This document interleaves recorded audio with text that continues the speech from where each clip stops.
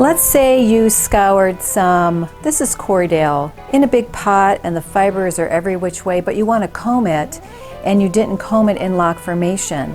This is how you load your combs when you have fiber like this. So you'll take a small section and then you'll just load the ends on the comb and you'll pull out. Load and pull. Now this looks a little bit longer, this piece here, than the staple, so I'm going to pull that back out and load it on. Just watch your fingers.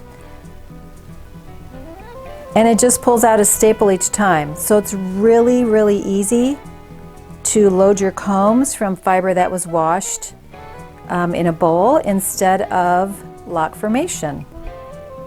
So there you go.